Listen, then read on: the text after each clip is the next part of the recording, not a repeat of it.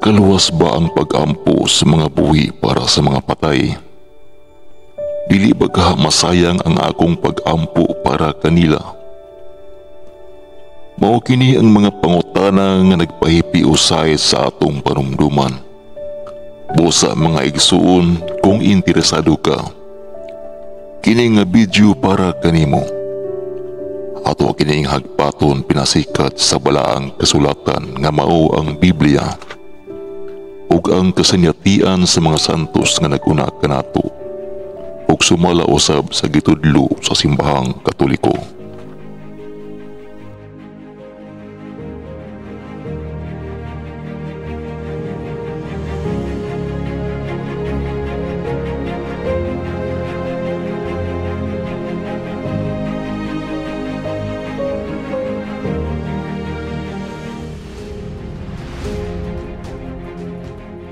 Makaluwas bagayod ang pag-ampo sa mga buhi para sa mga patay. Kini usa ka dakong espiritual nga isyu nga gisuportahan sa Biblia ug mga tulo ka haligi sa tradisyon sa simbahan, ang pagtuo, paglaom ug gugma. Bisan og dili diretsong gisulat sa Biblia ang pulong purgatorio, klaro nga nagtudlo kini nga mahimo kita nga mag-ampo para sa mga kalag nga namatay aron malimpyuhan sila ug makasulod sa presensya sa Dios. Sa Makabis, Kapitulo 12, 43 ngadto sa 46. Ug gibuhat ni Judas Macabeo ang usa ka maayong buhat. Nagpadala siya og salapi sa Jerusalem aron maghalad alang sa sala sa mga patay, aron mapasaylo sila sa ilang mga sala. Maayo og matarong kini nga hunahuna tungod kay ang iyang paglaom mao ang pagkabanhaw sa mga patay. Kini nga teksto nagtudlo nga ang pag-ampo alang sa mga kalag makahatag og kayuhan sa ila, tungod kay kita naglaom sa ilang pagkabanhaw ug kaluwasan. Sa unang Korinto, Kapitulo 3:13 ngadto sa 15. Ang buhat sa matag usay padayag pinaagi sa kalayo, ug ang tao maluwas apan ingon nga pinaagi sa kalayo. Nagpasabot kini nga ang kalayo sa pagpanglimpyo mahimo nga mahitabo human sa kamatayon. Mao kini ang basihanan sa pagtuo nga ang pag-ampo makatabang sa mga kalag nga ana pa sa proseso sa pagpanglimpyo. Sumala ni Saint Agustin, dili nato ikalimod nga ang mga kalag sa mga minatay natabangan sa pag-ampo sa mga buhi, labi na sa halad sa altar. Si San Agustin nagpasabot nga ang Eucharistia ug personal nga mga pag-ampo makahatag og grasya alang sa mga kalag sa purgatorio. Si Saint John Chrysostom, dalhunta kanila ang atong tabang, dili pinaagi sa paghilag apan pinaagi sa pag-ampo ug mga halad. Kini usa ka paagi nga pagpakita sa gugma ug kaluoy. Sa iyang pagtulunan ang pag-ampo para sa patay dili lang simbolo sa paghinumdum, kundi usa ka tinuod nga pagtabang sa ilang mga kalag. Si Saint Gertrude the Great, si Santa Gertrude, gihatagan og espesyal nga pagdaig tungod sa iyang pag-ampo alang sa mga kalag sa purgatorio nga mao kini: Eternal Father, I offer thee the most precious blood of thy divine Son, Jesus, in union with the masses seen throughout the world today, for all the holy souls in purgatory.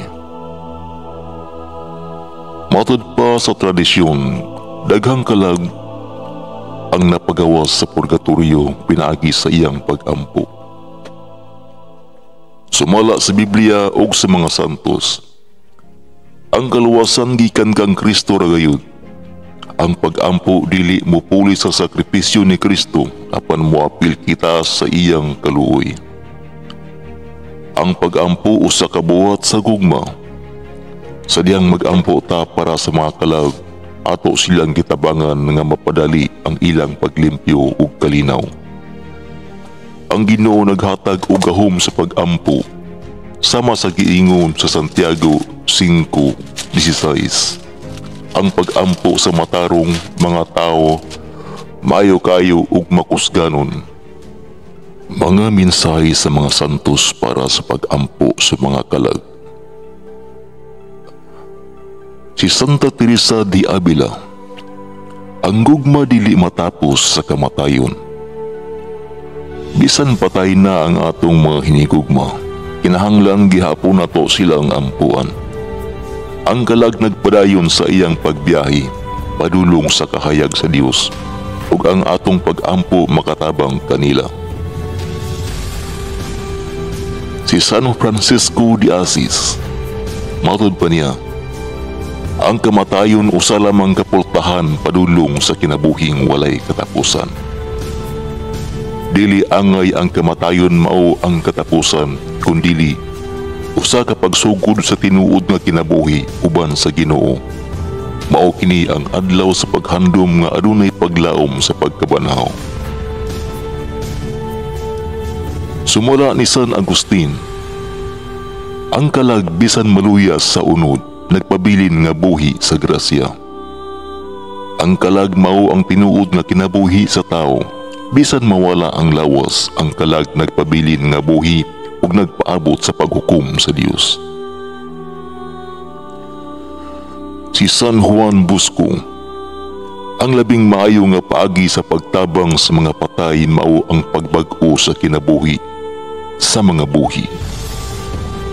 Ang paghinumdum sa mga kalag dili lang pinaagi sa kandila ug bulak, kundili sa pagampo, paghinulsol ug pagampo alang sa atong kaugalingon aron dili kita mahanaw sa grasya.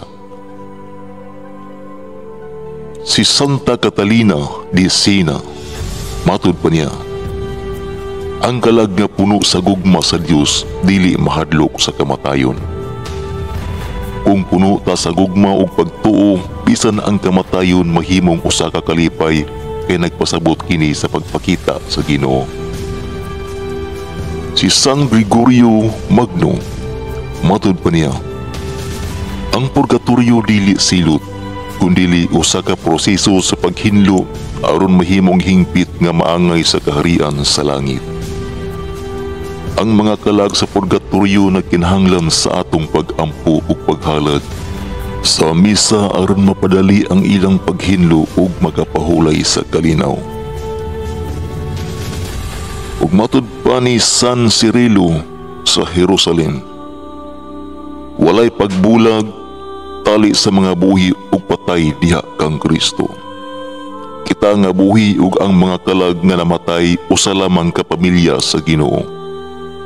Ang simbahan, militante, organte ug triumphant. Ang paghandom sa mga patay usa ka buhat sa kalinaw ug paglaom. Matud pa ni San Ambrosio, sa dihang magampo kita para sa mga patay, atong gipakita nga nagtuo kita sa gahom sa kaluwasan ug sa pagkabanhaw sa mga minatay. Si San Alfonso Liguri, ang adlaw sa mga kalag magpahinumdum kanato nga andamon ang atong kaugalingon, kay dili nato mahibal-an ang oras sa pagbalik sa Ginoo. Dili lang kini adlaw sa paghandom apan adlaw sa pagpangandam sa kaugalingon. Aron kung mutawag ang Ginoo, andam ta nga modawat sa kahayag sa langit. Si Santa Monica, ang gugma nga atong gihatag sa kalag sa mga patay mahimong halad nga mudangat sa trono sa Dios.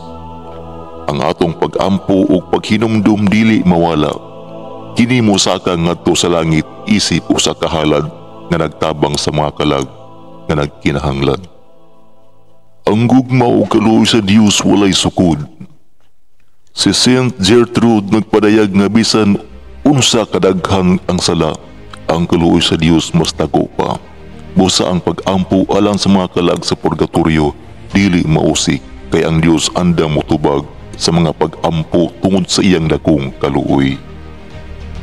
Ang pag-ampo alang sa mga kalag usa ka dakong buhat sa gugma. Ang usa ka kalag sa purgatoryo nga nag-antos dili tungod sa silot, kundi tungod sa gugma nga nagtinguha sa Dios. Ang pag-ampo alang kanila usa ka halangdon nga buhat sa kaluoy, ug sa matag pag-ampo libuan nga kalag ang mapahulay. Usa sa pinakasikat nga pag-ampo ni Saint Gertrude mao kini: Eternal Father, I offer thee the most precious blood of thy divine Son Jesus, in union with the masses said throughout the world today, for all the holy souls in purgatory, for sinners everywhere, for sinners in the universal church, those in my own home and within my family. Amen. Matag pag-ampo niini sumala sa tradisyon, makalwas og libuan ka mga kalag gikan sa purgatoryo. Dili kini opisyal nga doktrina, pero simbolo kini sa gahom sa pag-ampo nga puno sa gugma. Ang adlaw sa mga kalag usa ka adlaw sa gugma, dili kalisod. Ang mensahe ni Saint Gertrude nga ang pagsaulog sa mga kalag dili dapat kahadlukan o kasubuan, kundili kalipay nga puno sa paglaom kay bisan pa sa ilang kasakit ang mga kalag sa purgatoryo. Kalipay ang ilang gipaabot ang kalinaw ug kahayag sa Dios. Panawagan alang kanato nga mga buhi.